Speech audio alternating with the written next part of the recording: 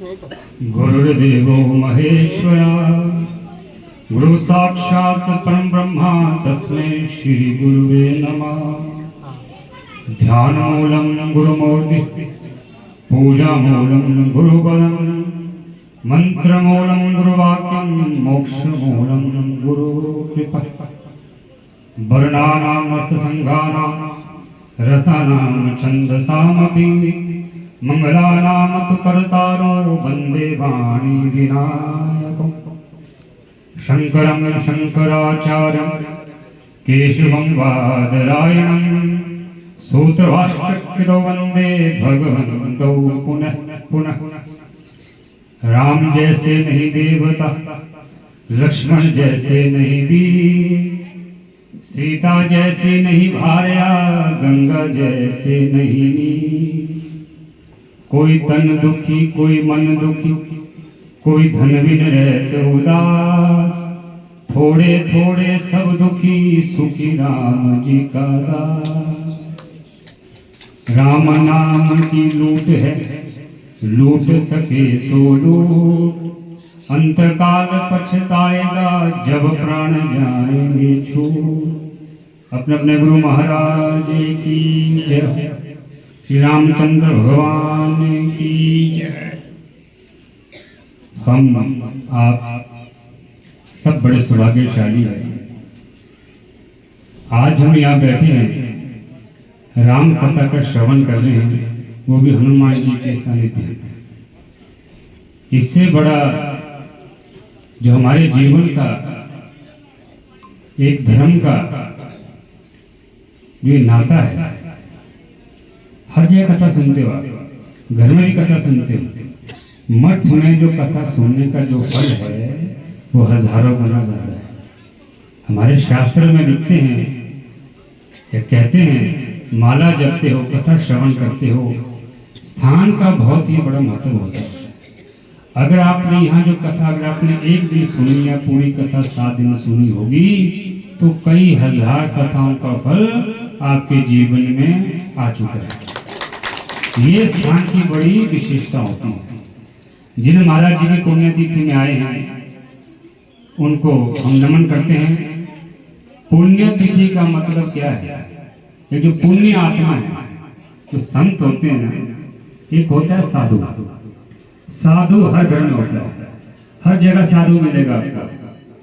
साधु है, एक घर में 4 बच्चे किसी माता पिता के हो, उसमें से एक बच्चे का स्वभाव साधु स्वभाव का होगा। हम कहते भी है प्राय कि इस लड़के का, इस बच्चे का जो स्वभाव है साधु स्वभाव है, किसी का बुरा नहीं चाहता। एक होता है संत। संत वो होता है जिसके द्वारा भगवान हमारा उद्धार करना चाहते हैं।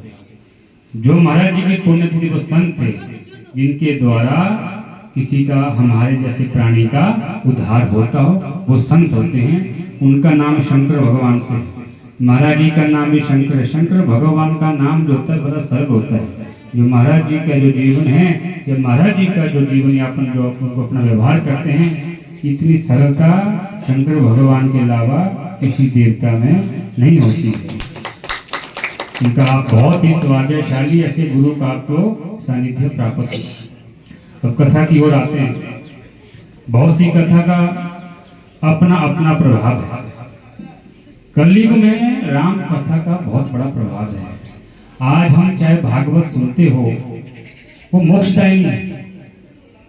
प्राय हम सुनते होंगे, हमें क्या याद रहता है? कृष्ण भगवान का जन्म, गोवर्धन पूजा, रुक्मिणी विवाह। जो भागवत का जो तथ्य है उसको कोई समझ नहीं पाता। आज प्राय श्रोता जाते हैं 3-4 झांकियों के लिए। क्यों? भागवत समझना किसी के वश की बात नहीं है, मोक्षदायी है। भागवत जो है जीवन जीना सिखाता है। रामायण क्यों सुननी चाहिए? हम हमेशा कहते हैं कलयुग में जितने भी गृहस्थ है, हमें रामायण ही, या संत है, रामायण ही सुननी चाहिए। क्यों? रामायण से हमें पता होता है कि हमें कैसे व्यवहार करना चाहिए, क्या होना चाहिए। कि हमें रामायण सिखाती है। भाई से, भाई के साथ कैसा व्यवहार होना चाहिए, पिता के साथ कैसा व्यवहार होना चाहिए, पत्नी और पति में कैसा व्यवहार होना चाहिए, ये राम कथा के अलावा कोई भी कथा हमें नहीं सिखाती है। देखो सीता माता कैसे राम भगवान के साथ रहे, करो आप कल्पना करो कैसे रहे होंगे राम भगवान, तो कैसा भाई का प्रेम रहा होगा। आज वैसा प्रेम है? कलयुग की प्रधानता है। जब तक हमारे हृदय में किसी के प्रति विरोध हो, जब तक हमारे हृदय में किसी के प्रति जलन हो, तब तक हमारे हृदय में भगवान वास नहीं कर सकते। जब तक हम सब जगह राम भगवान का दर्शन नहीं करें, चौपाई आती है, तब तक हमें भगवान की कृपा नहीं हो सकती। आप चाहे मछली जल में रहती है फिर भी वो सुगंधित नहीं होती, उसमें फिर भी दुर्गंध ही आती है। वैसे जितनी कथा सुन लो, जब तक हमारे हृदय में वो परिवर्तन ना आए कि सब मनुष्य भगवान के समान हैं, तब तक चाहे कथा सुनो और ना सुनो उसका कोई फल नहीं है। ये जब हम कभी मस्तक में हनुमान जी से क्या सीखनी चाहिए, जो भगवान का अवतार होता है, महाराज ने उत्तरकांड की चौपाई बताई, विप्र धेनु गौ और संतों के लिए भगवान का अवतरण हुआ। किसी भी युग में राक्षसों को मारना होता, हनुमान जी बहुत थे, अतुलित बल धामम हेम शैलावदेहम, के बाद ज्यादा बल किसी में नहीं था, लेकिन जो विप्र धेनु होगी उसकी वजह से भगवान इस धरती पर आए। हनुमान जी देखो जब कभी जाते क्या सीख लेनी चाहिए, हनुमान जी बहुत छोटे बन के जाते हैं। जब लंका भगवान हनुमान जी गए, कैसे बन के गए, वो चाहते लंका को उठा के भगवान राम जी के पास ले आते, इतना बल था। अति लघु रूप धरे हनुमाना, बहुत छोटा बन के जब गए तब उनको नगर में प्रवेश दिया गया। इसका मतलब ये है हमने कहीं भी जाना है, भगवान के पास जाना है, बहुत छोटे बन के हमें जाना चाहिए। ये गुरु के पास जाने की नियम। दूसरा नाम का प्रभाव है, गुरु को श्रद्धा, जो सच्ची श्रद्धांजलि क्या है, गृहस्थ में जो श्रद्धांजलि है, हम गृहस्थ में क्या करते हैं, श्राद्ध करते हैं सब, खाना खिलाते हैं। क्यों? हमारे जो पितर है वो संतुष्ट है, किसी भी वो जीवन में किसी भी हो, किसी भी प्राणी रूप में हो, जब उनको श्राद्ध देते हैं किसी न किसी रूप में उन तक वो चीज पहुंचती है, या उनका अच्छा होता है, अच्छा खाना मिलता है। गुरु की श्रद्धांजलि क्या है, जो गुरु का बताया हुआ मार्ग है, जो गुरु का दिया हुआ मंत्र है, उसका ही ध्यान करना, उनके बताए हुए चिन्हों पे चलना, ये गुरु के लिए सच्ची श्रद्धांजलि है। जितने भी यहाँ आए हैं, हमारे गुरु जी कैसे गमन करते थे, कैसे चलते थे, कैसे रहते थे, हमें क्या आदेश देते थे, उनका आदेश का पालन करना ही सच्ची श्रद्धांजलि हम होती है। ये गुरु की श्रद्धांजलि है। आज हम प्राय देख रहे हैं हम अपने धर्म से च्युत हो रहे हैं, अपने धर्म को छोड़ रहे हैं, परंपरा को छोड़ रहे हैं। सनातन धर्म जो है ये बड़ा प्रत्यक्ष है। भगवान किसे कहते हैं, जो प्रकृति को भी अपने अनुसार चलाने की ताकत रखता हो। डेफिनेशन है भगवान का। हमारे से सनातन धर्म में आज भी ऐसे मठ मंदिर है जहां पर प्रकृति को भी उन्होंने पीछे कर दिया है। यहाँ से 60 किलोमीटर दूर माता ज्वाला है, आज तक जोत बुझी, कोई बुझा पाया? प्रत्यक्ष प्रमाण है।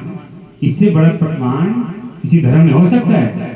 इस सनातन धर्म का ही प्रमाण है। झंडा उल्टा मिलता है, वो परमात्मा को हम मानते हैं। इसलिए जीवन जीने का है नाम जितना आप जपोगे आप उतने शांत हो। संसार सागर है, आज हम यहाँ बैठे हैं, कल क्या पता इसमें से कौन होगा कौन नहीं होगा।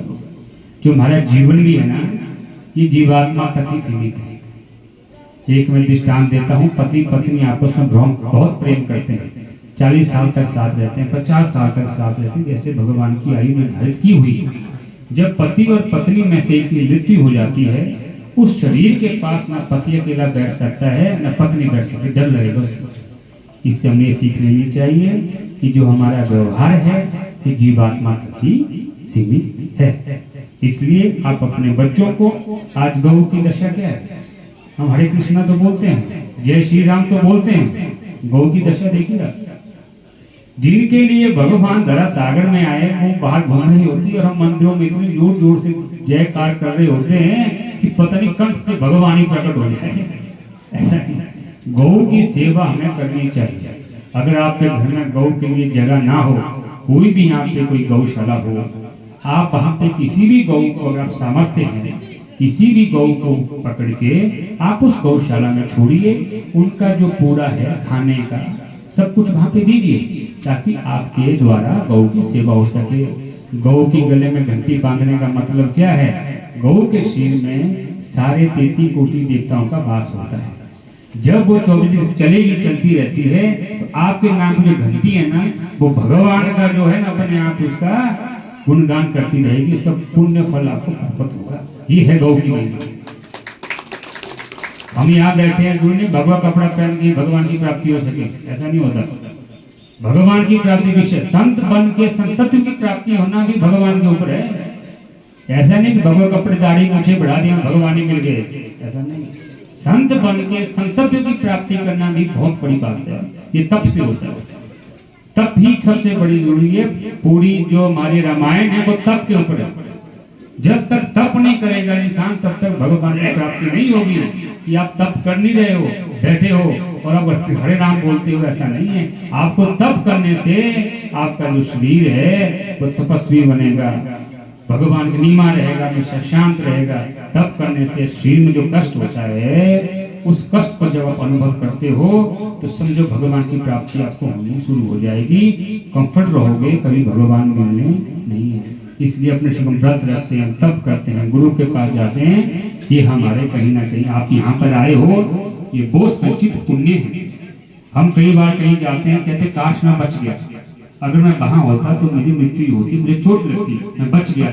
ये पुण्य वो आप अर्जित कर रहे हो उस टाइम के लिए कि हमारे जीवन में ऐसी कोई घटना ना हो कि हमें पछताना पड़े।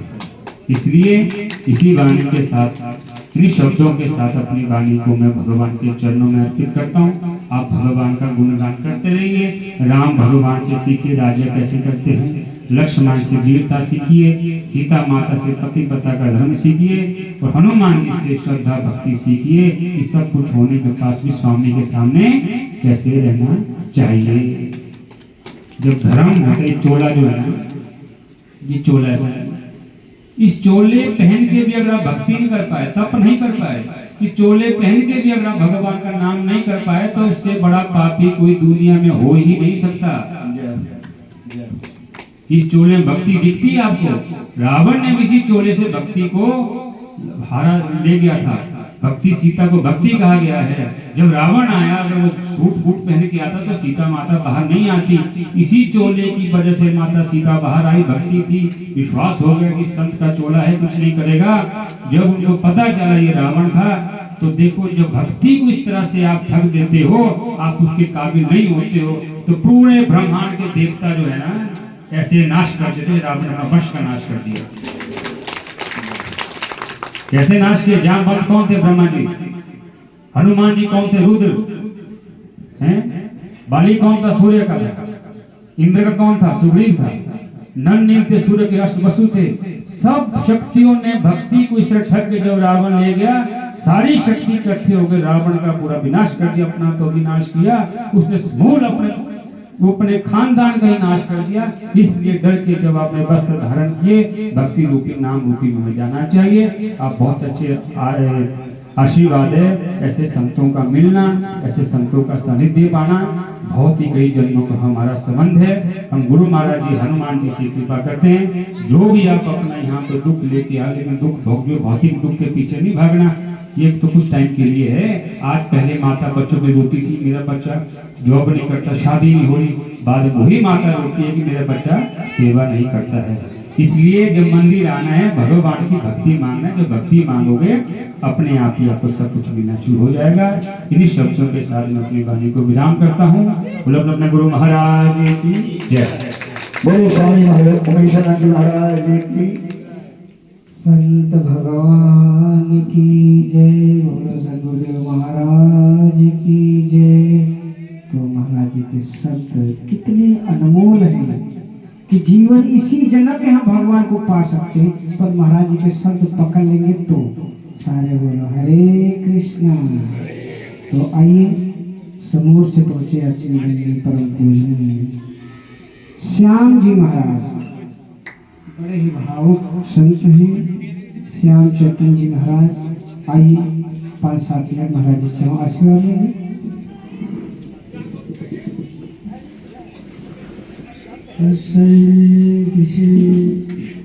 सतत रे मंजरी पुष्पे जागर्ति यत्र भगवान गुरु चक्रवर्ती विशोदय नाटक सूत्रधार विशोदय प्रलय नाटक सूत्रधार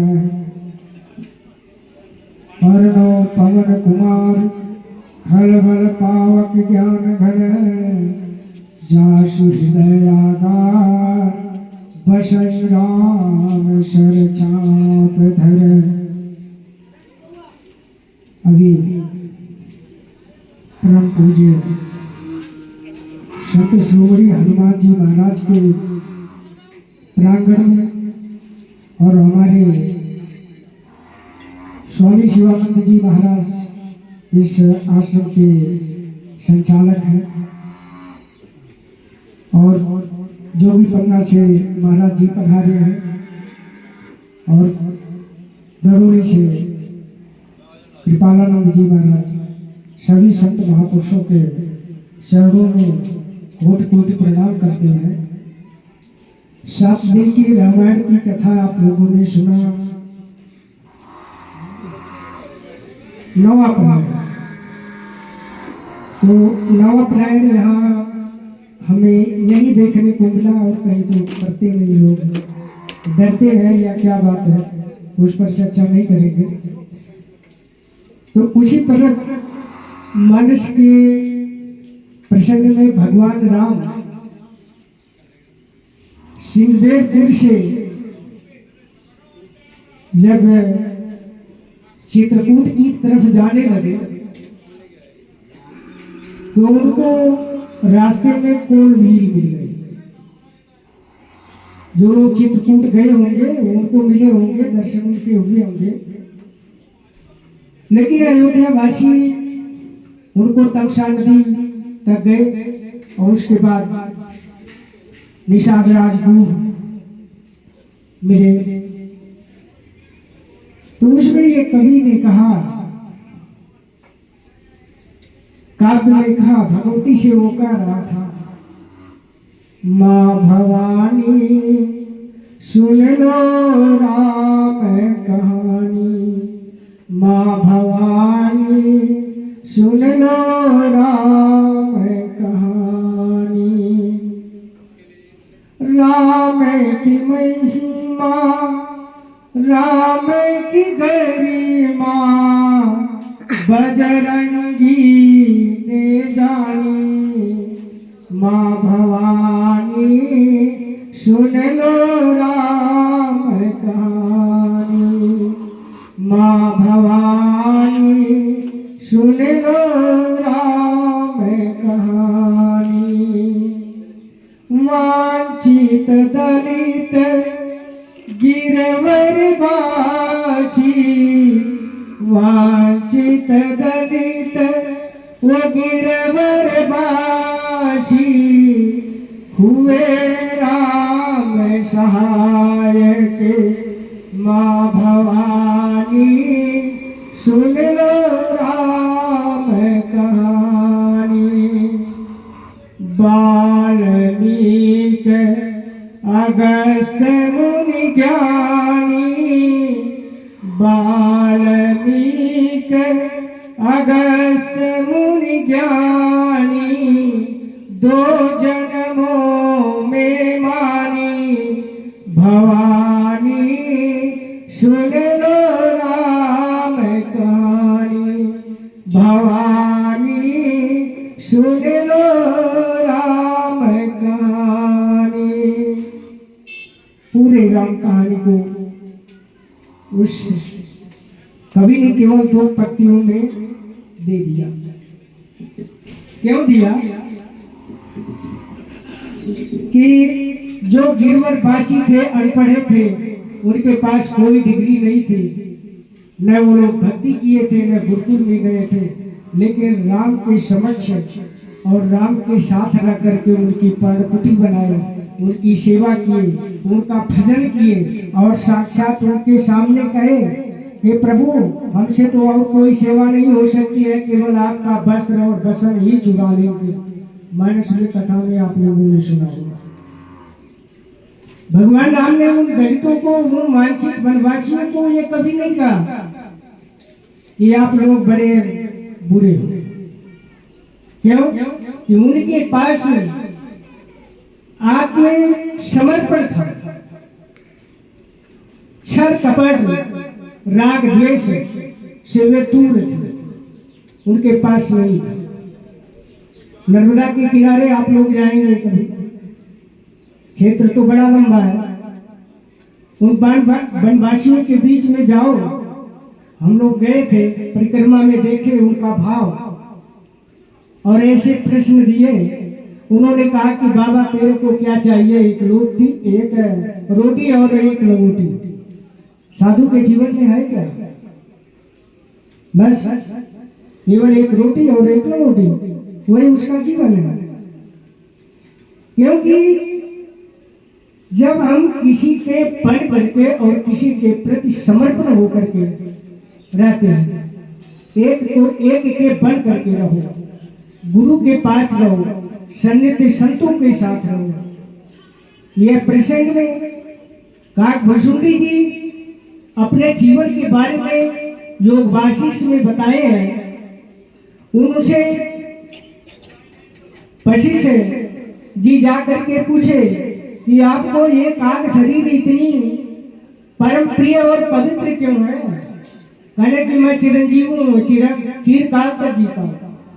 कहने तो आप जीते हैं तो ये सृष्टि का प्रलय और ये नाश होता है तब आप कहाँ जाते हैं? तो उन्होंने कहा कि ये साधो, जब यह इसके बारे में सुनना चाहते हो तो सुनो। जैसे आप शिष्य भाव से कह रहे हो, वैसे मैं गुरु के माध्यम से तुम्हें बता रहा हूं। मैंने ऐसी सृष्टि देखा है कि जहां अंधकार ही अंधकार था। एक सृष्टि ऐसी देखी कि जहां सूर्य ही सूर्य थे। एक सृष्टि ऐसा देखा जहां अग्नि ही अग्नि था। वशिष्ठ जी बोले कि हे साधो, जब ऐसी आपने सृष्टि देखी तो ब्रह्मा विष्णु शिव देवता ये सब कहाँ थे? कहने कि ये सब देवता तभी थे, आज भी है। लेकिन जब ऐसी सृष्टि आई तो मैं अपने को सिकोड़ लिया। जैसे महाराज जी, परम पूज्य महाराज जी बोले किसी के पास जाओ नम्र बन करके, छोटे बन करके। उदाहरण हनुमान जी का दिए कि लंका में प्रवेश किए तो बहुत सूक्ष्म रूप लेकर के। तो सूक्ष्म रूप कैसे होगा? कि जब हमारे पास विनम्रता आएगी, नम्रता आएगी, हम झुकना सीखेंगे। झुकेंगे किसके आगे? कैसे झुकेंगे? ये बताएगा कौन? ये संत बताएंगे। काकभुसुंडी ने कहा कि उस समय भी संत थे। ये सब कला मैं सीखा संतों के बीच में जाकर के, संतों की संग में रह करके, और उनके जीवन से जिस प्रकार से वे चले उसी प्रकार से मैं चला, तो आज तक भी चिरंजीवी मैं पड़ा हूँ। तो समय आज गुरु महाराज की पुण्यतिथि है। ठीक 7 वर्ष आज पूर्ण हो जाएंगे। पूर्णमासी का दिन है और खुद से पहुंचे अर्चनी बंदनी परम पूजनीय स्वामी जी महाराज बड़े ही भावुक संत हैं, जो कि गुरु महाराज के बड़े प्रेमी मित्र थे। तो आइए उनसे हम आशीर्वाद लेंगे, क्योंकि कबीरा इस संसार में सबसे मिले धाये, न जाने किस रूप में नारायण मिल जाए। सारे बोलो जय श्री राम। भगवान की जय। उमापति महादेव की जय। पवन सुत हनुमान की जय। ओम गजाननं भूतगणादिसेवितं कपेक्षजम्बू फलचारुभक्षणं उमासुतं शोकविनाशकारकं नमामि विघ्नेश्वरपादपङ्कजं। ब्रह्मानन्दं परमसुखदं केवलं ज्ञानमूर्तिं द्वन्द्वातीतं गगनसदृशं तत्त्वमस्यवाक्यलक्षणम् एकं नित्यं विमलमचलं सर्वाधि साक्षीभूतं भावातीतं त्रिगुणरहितं वन्दे सद्गुरु के चरणारविन्दं वन्दे सद्गुरु के चरणारविन्दं मनोजवं मारुतुल्यवेगं जितेन्द्रियां बुद्धिमतां वरिष्ठं वातात्मजं वानरदूतमुख्यं श्रीरामदूतं शरणं प्रपद्ये। ॐ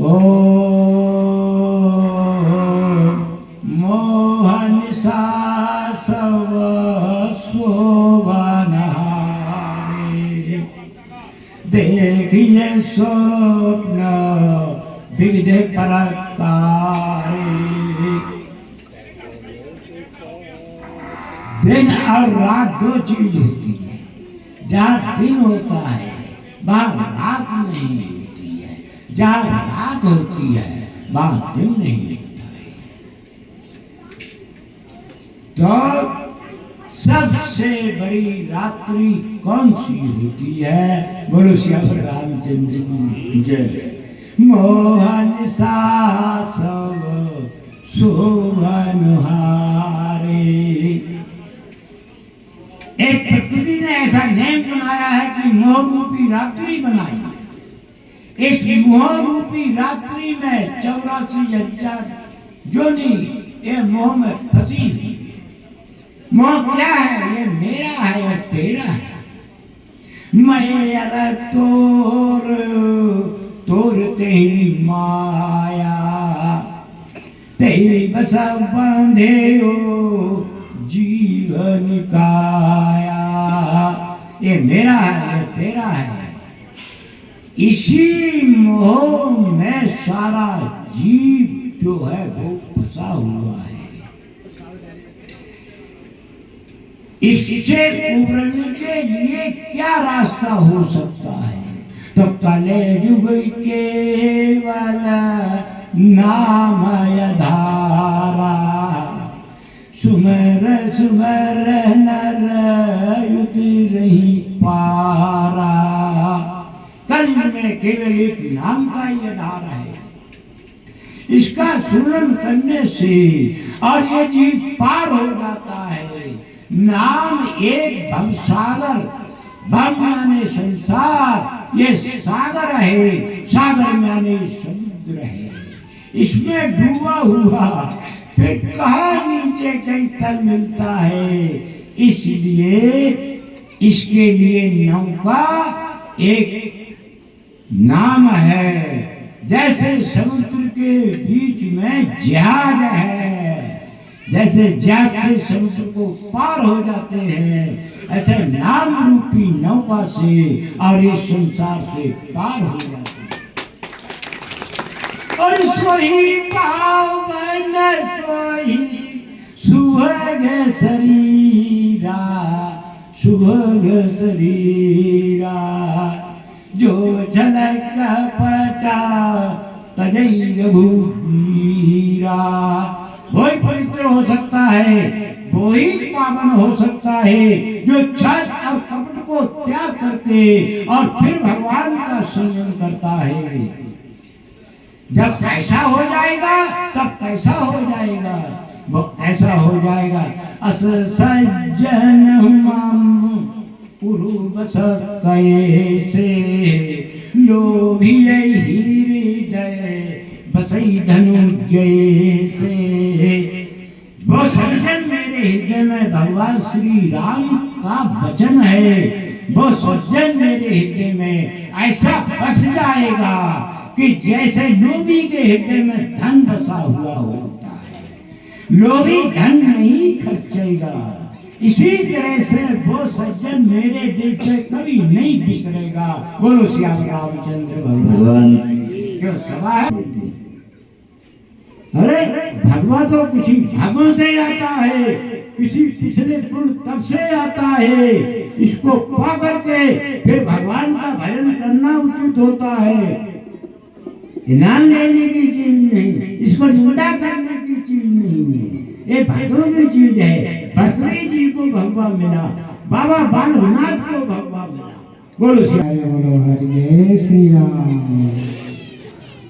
अर्चना बंदनी परम पूजनीय श्री श्री दड़ौरी से पहुँचे परम पूजनीय सदगुरुदेव भगवान स्वामी जी महाराज आइए।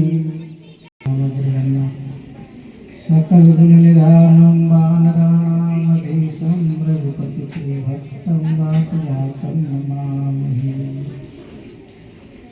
विश्वं दर्पण दृश्यमान नगरी तुल्यं निजान्तर्गतं पश्यन्नात्मनि माया बहिर्भूतं यथा निन्द्रिया। यः साक्षात् कुरुते प्रबोधसमये स्वात्मानमेवाद्वयं तस्मै श्रीगुरुमूर्तये नमः। इदं श्रीदक्षिणामूर्तये नमः। सदगुरु भगवान की, हनुमान जी महाराज की, बोलो हरि ओम हरि ओम हरि ओम। आज बड़ी खुशी है कि भगवान ने हम सबको अपने पास बुलाया है। भगवान के पास आप आए हो। संत भगवान होते, कथा भगवान होते, गौ माता भगवान है। कहाँ आए हो? भगवान के पास आए। किस लिए आए हो? सत्य के लिए आए हो, सत्संग के लिए आए हो। जब जीव जो है सत्य में जुड़ जाता है तो उसको शांति मिलता है। और जब झूठ में रहता है तो बेचैनी और परेशानी टेंशन रहता है। राम सुखदास जी महाराज ने शांति चाहिए तो आपको सत्संग में आना चाहिए। आप अपने आप को देखो। आपको जितना मन यहाँ शांत है, आपकी बुद्धि जितनी शांत है, आपके मन बुद्धि इंद्रियां जितना शांत है, इतना शांति संसार में होता है कहीं? घर में भी नहीं इतना शांति होती। घर में भी चार आदमी के साथ बोलते हैं, कौन सुनता है कोई पता नहीं। इसलिए सत्संग को गंगा कहा गया, स्वर्ग कहा गया। और राम कथा तो बहुत बड़ा अनुष्ठान है। यहाँ पर जो आए हो, आप आए नहीं हो, हनुमान जी आपको बुलाए हैं। आपका पुण्य आपको लाया है। आपको गुरु का, आपके माता पिता का आशीर्वाद यहाँ लाया है। आपके पास कहाँ टाइम है आने का? कई लोग आलस में, क्रोध में, ईर्षा में टाइम बिताते हैं। और कई लोग तो मोबाइल में लगे हुए। नए नए बच्चे बस बड़ा करना, छोटा करना लगे रहते हैं। इसलिए भगवान की कृपा समझो आप अपने ऊपर। आज मेरे को ठाकुर जी ने, हनुमान जी ने मेरे को बुलाया। और आज पुण्य दिन है, पूर्णमासी दिन है। आज महाराज जी को यहाँ बैठे बैठे 7 साल हो गया। 7वां साल शुरू हो गया, 8वां शुरू हो गया। ये जो महापुरुष लोग आपके नगरी में आकर के बैठे हैं अव्यक्त रूप में, यह तो व्यक्त रूप में है, सब दिखाई दे रहे हैं। पर कोई चीज ऐसी अव्यक्त तो दिखता नहीं पर है। नहीं डोलते, नहीं बोलते, सबको यहाँ बुलाते हैं। न्यारी न्यारी मस्ती देकर सबको नाच नचाते हैं। स्वामी गिरिशानंद जी महाराज यहीं पर बैठे हुए हैं। वो नहीं आपको दिख रहे हैं पर वो सबको दिख रहे हैं। इसलिए महाराज जी कहे ना कि सारा संसार में व्यक्ति उलझ जाता है। दो बहुत बड़ी जंगल है, इसमें से निकलना बड़ा मुश्किल है। ये तो महापुरुषों की कृपा हो जाए। हमारे देखो बातरी से महाराज जी आए हुए हैं, बातू गांव से, देखो नगर से बहुत मीराबाई जी आए हुए हैं, बहुत बढ़िया आश्रम है।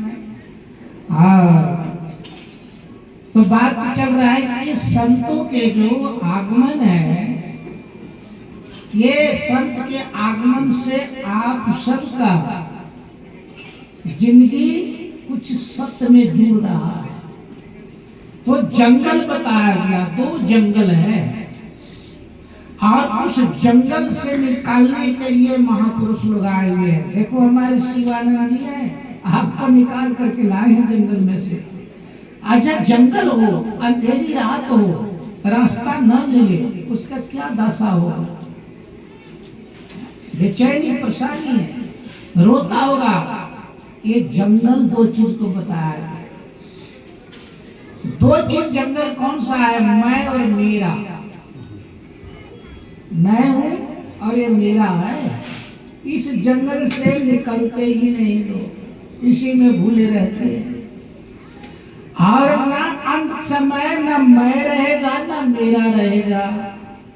कौन रहेगा? तो भगवान की कथा ही रहेगी। इसलिए अपने कर्तव्य समझ के संसार में रहो। कोई भी आपका कर्म मिलता है, हमारे माताएं हैं, बेटियां हैं, बहनें हैं, रोटी बनाना हो, ये मेरा कर्तव्य है। कर्तव्य समझ के कर्म में लगो। महाराज कथा कर रहे हैं, ये कर्तव्य है कथा करने का। राजकुमार सौंड ठीक करना है, ये बिल्कुल ठीक रखे अपने कर्तव्य को, समान को ठीक रखे, तभी आपका कर्म शुरू होता है। तो कोई भी कर्म है आप अपना कर्तव्य समझ के करो। महाराज जी यहाँ पर है, शिवानंद जी महाराज, ये अपना कर्तव्य निभा रहे हैं। गौ की सेवा, संगत की सेवा, हनुमान जी की सेवा, कर्तव्य समझ के कर्म में लगे रहो। वही कर्म आपको सत्य में जोड़ेगा। अपने कर्तव्य में आलस नहीं करना। आपके जीवन में 3 दुश्मन है। बोलो हरिओम हरिओम। कई लोग कहते हैं ना कि दड़ौली वाले स्वामी जी हरिओम बुलाते हैं, जो हरे कृष्ण कोई बुलाते हैं, कोई बुलाते हैं जय श्री राम बुलाते हैं। मैं तो सब बुला देता हूँ। बोलो जय श्री कृष्णा, जय श्री राम, बोलो हरिओम। तो अपने कर्तव्य समझ करके लगो। 3 दुश्मन है आपका, और अपना बनाया वो दुश्मन है। हे साधक, अपने मन से सावधान रहना। ये मन न जाने क्या क्या कराए, कुछ बन न पाया अपने बनाया। अपनी वाणी से सावधान रहना। वाणी कभी कभी ऐसा कुछ बोल जाता है, फिर बाद में पछताता है, मैं तो उससे ऐसे बोल गया, नहीं बोलना चाहिए था, मैं कैसे। तो अपनी वाणी से सावधान रहना, अपने मन से सावधान रहना, तब आपका गृहस्थी बहुत सुंदर होगा। जो बहुत बोलते हैं ना, उसके गृहस्थी बिगड़ जाती है, व्यवहार बिगड़ जाता है। तो यहाँ जो 3 दुश्मन बता रहा हूँ, बताया नहीं, हम तो महापुरुषों के चरण में बैठ करके सुना रहा हूँ। एक आपका दुश्मन है आलस। आपको 4 बजे उठना है, आप उठते हो 6 बजे, 2 घंटा मर करके उठे हो। आलस को मृत्यु कहा गया है, आसक्ति को मृत्यु कहा गया है। रात्रि में तो आप चयन किए कि मैं सवेरे 4 बजे उठना, अब उठते हो 6 बजे, 2 घंटा मर करके उठे। चलो, ये आलस आपका दुश्मन है। बोलो हरिओम। आप यहाँ सुनते हो ना, घर में जाके बच्चों को सुनाना। हनुमान मंदिर में ये सुन करके आया हूँ। आलस नहीं करना अपने कर्तव्य में। हमारे यहाँ महाराज जी हैं एक जोगानंद जी, बड़े शरीर से फिट है और सुबह 4 बजे उठ जाना, गौशाला में आना। मेरे को भी मन में शर्म आने लगता है, चलो समझा रहे, मैं भी जा रहा हूँ साथ के साथ। बच्चों को उठने से पहले आप उठो। माँ की दवाई खाने की जरूरी नहीं है, पर बच्चों को दवाई खिलाना है ना, इसलिए बच्चे को कहते हैं मैं खाता हूँ, तू खाएगा? हाँ तू खा, माँ का कहता छोटा बच्चा। माँ के आंगन में चलने की जरूरी नहीं है, पर बच्चों को चलाना है ना। यत्र अत्र श्रेष्ठ तत्र तत्र प्रयोजन। भगवान ने कहा जो घर में श्रेष्ठ पुरुष करता है वही उनके परिजन लोग करते हैं। माँ और बाप बैठ करके फोन चला रहे हैं तो क्या बेटा और बहू वहां माला जपेंगे? बोलो हरिओम। बाप दारू पी करके आ रहा है, बीड़ी पीता है, और छोटा बच्चा पाहु है छोटा, तो वो क्या करेगा? मम्मा ये ऐसे कैसे हो जाता? पापा दारू पीता है, वो कैसा होता है? थोड़ा सा मैं भी पी के देखता हूँ। या तरह से घर में आपके बच्चों को ठीक रखना है तो आप पहले ठीक हो। आप अपने बेटा को तो बड़ा बड़ा करते हो, कहते हैं हाँ हमारा तो एक बहू आएगी, माँ सीता के तरह आएगी गई बहू। थोड़ा बेटा राम के तरह है, राम के तरह आपका बेटा होगा तभी सीता की माँ के तरह बहू आएगी। बहू तो खोजते हो लक्ष्मी के तरह होना चाहिए, राधा की तरह होना चाहिए मेरी बहू, पर अपने बेटा को कैसे बनाएगा? चलो इस बात पर नहीं तो आलस आपका जो है दुश्मन है। दूसरा दुश्मन अहंकार है। बहुत अहम करते हो। और आज हमारे मोहन भाई का ना स्वाध्याय होता है आधा घंटा, इसमें 4 चीज में व्यक्ति